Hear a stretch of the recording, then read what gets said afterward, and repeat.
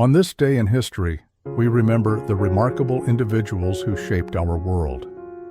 Welcome to Who Died Today in History, where we honor their legacies. From artists to leaders, their impact lives on. If you find their stories meaningful, like, subscribe, and hit the bell to stay connected. Patty Duke, an acclaimed actress known for her versatility and emotional depth, passed away on March 29, 2016, at the age of 69. Her death was caused by sepsis from a ruptured intestine, a sudden and severe medical condition. Though her passing was due to natural causes, it was nonetheless a shock to many, as she remained an active and beloved figure in the entertainment world. Duke's career was a reflection of both the triumphs and challenges faced by child stars in Hollywood. She rose to fame in the early 1960s after winning an Academy Award at just 16 for her portrayal of Helen Keller in The Miracle Worker. However, behind the success, she endured exploitation and abuse, a common issue for young performers in an era when child labor protections in the industry were limited. As she transitioned into adulthood, she struggled with mental health issues, later diagnosed as bipolar disorder, a condition she became a passionate advocate for in her later years. Her death was met with an outpouring of tributes from fellow actors, mental health advocates, and fans who admired both her talent and her resilience. While she had not been at the center of Hollywood in her final years, her passing reignited interest in her legacy, particularly her advocacy work.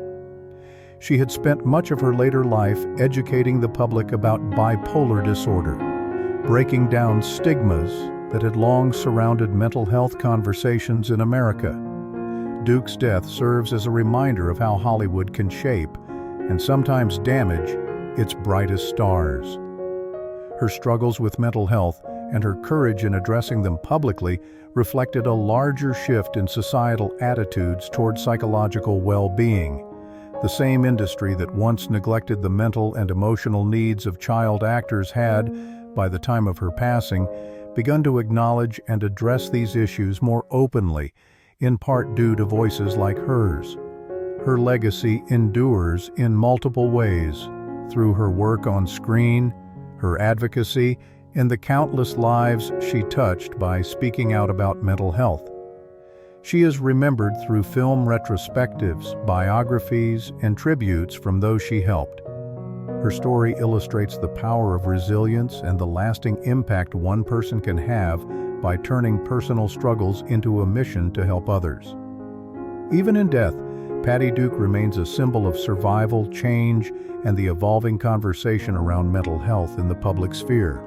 Gossett Jr., a distinguished American actor, renowned for his powerful performances and trailblazing achievements, passed away on March 29, 2024, at the age of 87 in Santa Monica, California. The cause of death was not immediately disclosed. Born on May 27, 1936 in Brooklyn, New York, Gossett's career spanned over 6 decades, during which he broke significant racial barriers in the entertainment industry. He gained widespread acclaim for his portrayal of Gunnery Sergeant Emil Foley in the 1982 film An Officer and a Gentleman, a role that earned him the Academy Award for Best Supporting Actor, making him the first black actor to win in that category. Additionally, his compelling depiction of Fiddler in the 1977 miniseries Roots garnered him an Emmy Award, further solidifying his place in television history. Gossett's passing marked the end of an era that witnessed significant strides toward diversity and inclusion in Hollywood. His success challenged the industry's status quo, paving the way for future generations of actors of color. The immediate aftermath of his death saw an outpouring of tributes from colleagues, fans, and organizations, highlighting his contributions not only as an artist, but also as an advocate for social justice. The NAACP Legal Defense Fund honored him as a beloved and trailblazing actor, underscoring his role in advancing civil rights through his work. The legacy of Louis Gossett Jr. serves as a testament to the enduring impact of artists who use their platform to challenge societal norms and inspire change. His life's work reflects humanity's complex relationship with mortality, power, and memory, illustrating how individuals can transcend their immediate circumstances to leave a lasting imprint on culture and society. Gossett's story continues to be celebrated through retrospectives of his work, ensuring that his contributions are remembered and appreciated by future generations. Paul Henreid, the Austrian-born actor and director best known for his role as Victor Laszlo in Casablanca, 1942, passed away on March 29, 1992, at the age of 84 in Santa Monica, California. His death was attributed to pneumonia, a common complication in the elderly, particularly those with weakened immune systems. Henreid's passing marked the end of an era, as he had been one of the last living links to Hollywood's golden age, a time defined by the elegance of black and white cinema and the powerful stories of resistance and romance that shaped mid-20th century film. Henreid's career reflected the turbulence of his time. Born in 1908 in the Austro-Hungarian Empire, he was deeply affected by the rise of fascism in Europe. His portrayal of Victor Laszlo in Casablanca, a steadfast leader of the anti-Nazi resistance, mirrored his own political stance against the Axis powers. Like many European émigrés in Hollywood, Henreid used his work to stand against tyranny, a theme that resonated deeply during and after World War II. His death, occurring decades after his most iconic roles, did not shift the course of history, but it did serve as a reminder of the importance of film as both entertainment and political commentary. The immediate response to his passing was a wave of tributes from film historians and classic movie enthusiasts who recognized his contributions to cinema. Though never as widely celebrated as his Casablanca co-stars Humphrey Bogart and Ingrid Bergman, Henreid was an essential part of the film's enduring legacy. His death reinforced the nostalgia for an era when Hollywood was not only a hub of glamour, but also a powerful vehicle for storytelling with social and political significance. Henreid's legacy lives on through the immortality of classic films. Casablanca remains one of the most beloved movies of all time, ensuring that his portrayal of Laszlo, a symbol of quiet heroism, continues to inspire audiences. Beyond acting, his work as a director, including episodes of Alfred Hitchcock Presents, further cemented his influence on the industry. His story highlights the human desire to resist oppression, the power of art to reflect political struggles, and the way film preserves memory long after its stars have passed. Through retrospectives, film preservation efforts, and continued screenings of his work, Paul Henreid remains a lasting figure in cinematic history. Calvin Lockhart, the Bahamian-American actor known for his commanding presence and suave charisma, passed away on March 29, 2007, at the age of 72. His death was attributed to complications from a stroke, a natural yet somber end for a man who had once been one of the most striking leading men of the 1970s. Lockhart's passing was not just the loss of a talented performer, but also a reminder of the racial and cultural shifts in Hollywood that he had helped to shape. Born in the Bahamas in 1934, Lockhart moved to the United States and later to Europe, seeking greater opportunities as a black actor in an industry that frequently sidelined performers of color. His breakthrough came during the rise of blaxploitation cinema in the 1970s, a genre that empowered black actors and audiences by placing them at the center of action-packed, stylish narratives.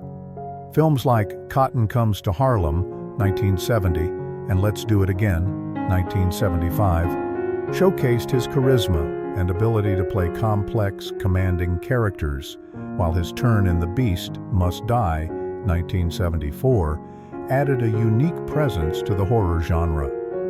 Lockhart's death reflected the challenges of many black actors of his era, who often found themselves caught between fleeting fame and an industry slow to provide lasting opportunities.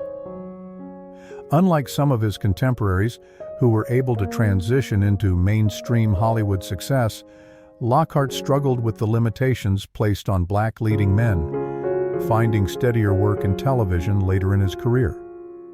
His passing in Nassau, Bahamas, where he had returned in his later years, was a quiet farewell from an actor whose on-screen presence had once been larger than life. Though Lockhart's death did not send shockwaves through the industry, it prompted reflections on the importance of representation in film. He had been a trailblazer in his own right, breaking barriers and paving the way for future generations of black actors. Today, his legacy is preserved through retrospectives on blaxploitation cinema and the continued appreciation of his most iconic performances. Lockhart's story is a testament to the power of film in shaping cultural identity and the struggles that artists face in an industry that often fails to provide lasting recognition.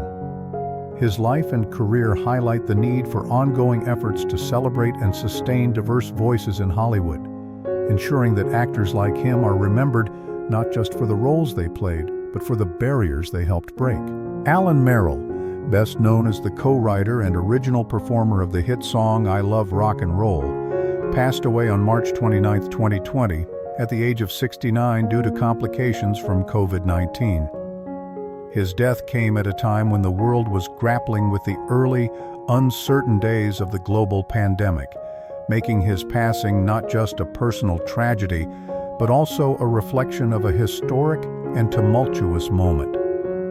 Born in 1951, Merrill was a multi-talented musician, singer, and songwriter who found success in both Japan and the West. His biggest claim to fame came in 1975 when he co-wrote I Love Rock and Roll as part of the British-American band The Arrows. Though their version did not achieve widespread recognition, the song gained immortality when Joan Jett and the Blackhearts covered it in 1982, turning it into one of the most iconic rock anthems of all time. Merrill continued to work as a musician throughout his life, but his name never reached the household status that his song did. His death during the COVID-19 pandemic underscored the vulnerability of even the most vibrant creative forces to an unpredictable and deadly virus. In the early months of 2020, the world was still learning how to navigate the crisis, and the loss of figures like Merrill served as a stark reminder of how indiscriminate and devastating the disease could be. His passing was met with an outpouring of tributes from musicians and fans alike, who recognized his contributions to rock history, even if he had never fully received the recognition he deserved in his lifetime. Merrill's legacy lives on through I Love Rock and Roll, a song that continues to be played across generations in films, commercials, and concerts. His death highlights the bittersweet nature of artistic fame, how a single piece of work can outlive its creator, becoming a permanent fixture in popular culture. While his name may not be as widely known as some of his contemporaries, his influence endures through the countless musicians and fans who continue to celebrate the rebellious, electrifying spirit of rock and roll. Joe Diffie, the Grammy-winning country music star, passed away on March 29, 2020, due to complications from COVID-19. He was 61 years old. His death came at the onset of the pandemic in the United States, a time when the virus was still poorly understood, and the music industry, like much of the world, was reeling from its effects. Diffie's passing marked one of the first high-profile deaths in country music due to the virus, serving as a wake-up call for many fans and fellow musicians. Born in 1958, Diffie rose to fame in the 1990s with a string of hit songs that helped define the neo-traditional country sound of the era. His songs such as Pick Up Man, John Deere Green, and If the Devil Danced, In Empty Pockets, blended humor, storytelling, and honky-tonk energy, earning him a devoted fan base. His signature voice and blue-collar themes resonated deeply with country audiences, cementing his status as one of the genre's most reliable hitmakers. The circumstances of his death reflected the broader challenges of 2020, a year marked by uncertainty, fear, and loss. COVID-19 took lives indiscriminately, affecting people from all walks of life, including beloved cultural figures. Diffie's passing was a stark reminder that even those who seemed larger than life were not immune to the virus. His death came just 2 days after he publicly announced his diagnosis, highlighting how quickly and mercilessly the illness could strike. The immediate consequences of his passing were felt deeply in the country music community. Tributes poured in from fellow artists, including Brad Paisley, Toby Keith, and Travis Tritt, all of whom recognized Diffie's influence on their careers and on country music as a whole. Radio stations paid homage to him by playing his biggest hits, and fans took to social media to express their grief and appreciation for his contributions to the genre. Diffie's death, like that of many musicians before him, led to a renewed appreciation for his body of work. His songs, often nostalgic in tone, took on new meaning in the wake of his passing, reminding fans of simpler times. His influence continues through contemporary country artists who cite him as an inspiration, as well as in the enduring popularity of his music, which remains a staple on country radio and streaming platforms. Ultimately, Joe Diffie's passing serves as a reminder of music's power to transcend time and loss. Though his life was cut short by a pandemic that reshaped the world, his songs live on, ensuring that his voice and his impact on country music will never be forgotten. Hobart Hobie Alter, the visionary innovator behind Hobie Cat sailboats and polyurethane surfboards, passed away on March 29, 2014, at the age of 80. His death was due to natural causes, marking the end of a life dedicated to revolutionizing water sports and outdoor recreation. Alter's passing was not just the loss of an inventor, but the farewell to a man who shaped an entire lifestyle, one rooted in adventure, freedom, and a deep connection to the ocean. Born in 1933 in Ontario, California, Alter grew up with an affinity for craftsmanship and the sea. In the 1950s, he pioneered the use of polyurethane foam to create lightweight, high-performance surfboards, a radical departure from the heavy wooden boards of the past. This innovation transformed surfing from a niche activity to a global phenomenon, making the sport more accessible and appealing to younger generations. His creativity didn't stop there. In the late 1960s, he introduced the Hobie Cat, a small, fast, and easy-to-use catamaran that revolutionized sailing by making it affordable and approachable. The circumstances of his death in 2014 reflected the values of an era that continued to embrace outdoor adventure and innovation, but one where traditional craftsmanship faced competition from mass production and digital distractions. His passing served as a moment for reflection within the surfing and sailing communities, highlighting how one man's ingenuity had shaped their passions. While technology had evolved since his breakthroughs, the principles he championed, fun, accessibility, and a love for the water, remained deeply embedded in surf and sailing culture. The immediate impact of Alter's death was seen in an outpouring of tributes from athletes, business leaders, and outdoor enthusiasts. His influence extended beyond the products he created. He was remembered as someone who made water sports more inclusive and fun. Surfing and sailing communities honored him through commemorative races, surf sessions, and heartfelt stories of how his inventions had brought joy to countless lives. In death, Alter's legacy was amplified rather than diminished. His name lives on in Hobie-branded products, which remain popular among sailors and surfers alike.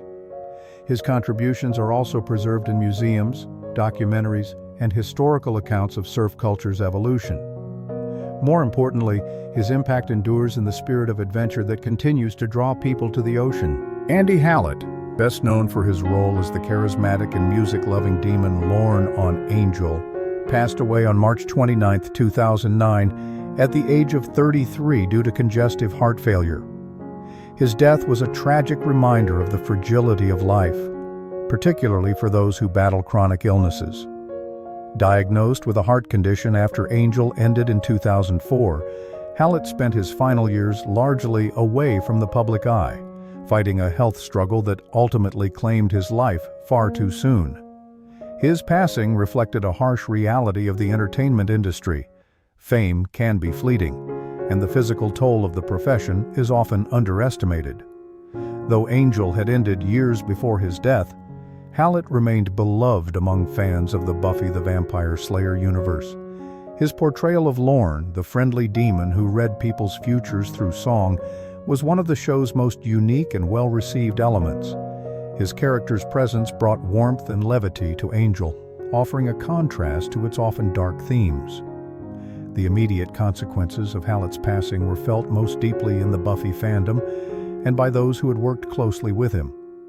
Angel co-stars, including Joss Whedon and Amy Acker, expressed deep sorrow at his untimely death, remembering him as a kind, talented, and generous individual.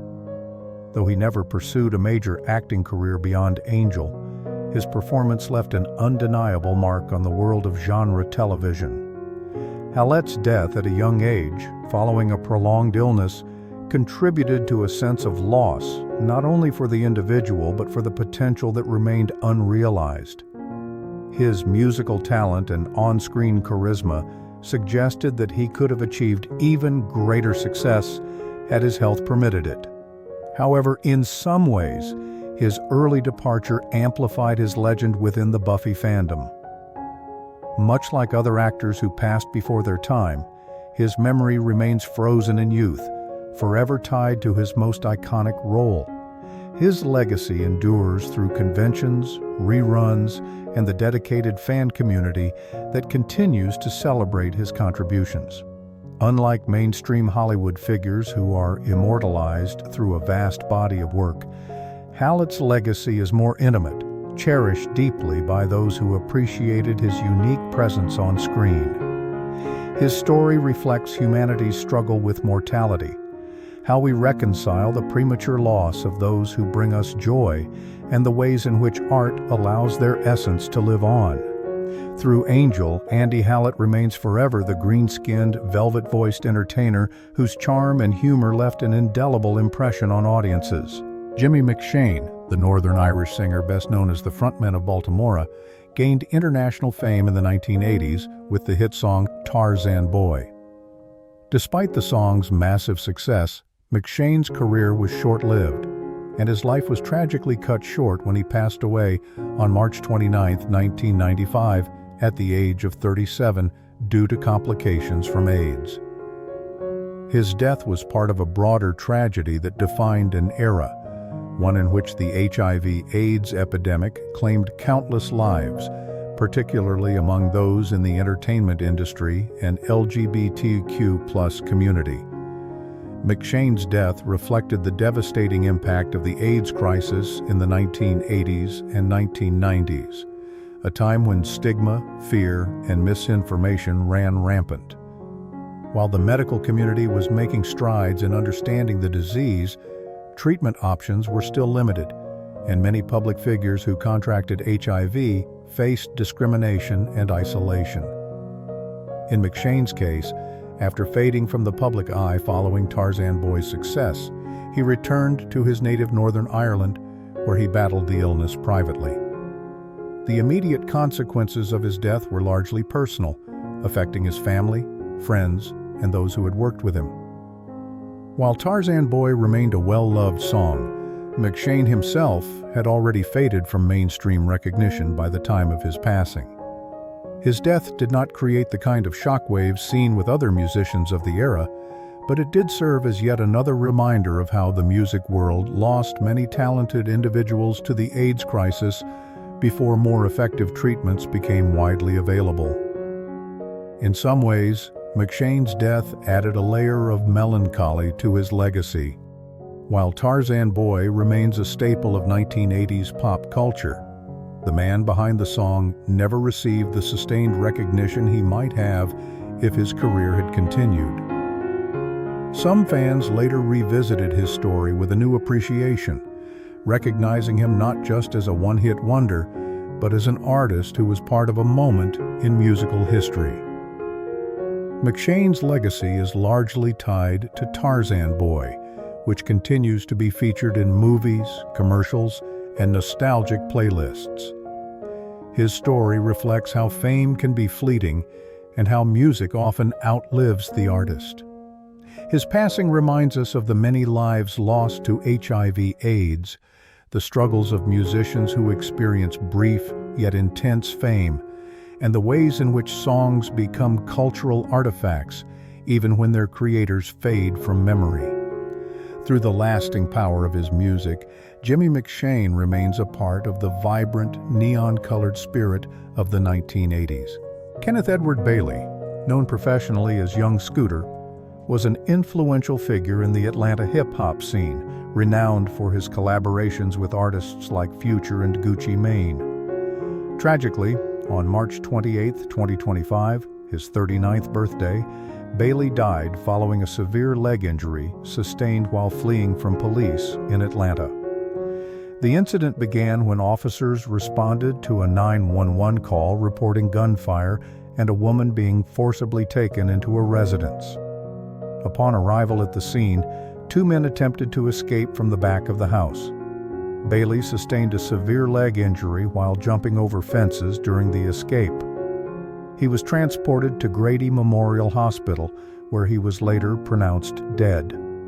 Bailey's untimely death underscores the complex interplay between law enforcement and the communities they serve, particularly within the hip-hop industry. His passing highlights the ongoing challenges faced by artists who navigate the pressures of fame, personal struggles, and systemic issues. In the immediate aftermath, tributes poured in from fans and fellow musicians, reflecting the profound impact Bailey had on the music community. His collaborations and unique style left an indelible mark on Southern hip-hop, and his death prompted discussions about the vulnerabilities artists face both personally and professionally. Bailey's death adds a poignant chapter to his legacy, emphasizing the fleeting nature of life and the enduring influence of his music. His story serves as a reminder of the challenges that come with fame and the importance of addressing underlying societal issues. Through his music, Young Scooter remains immortalized in the annals of hip-hop. His collaborations and distinctive style continue to inspire new generations of artists.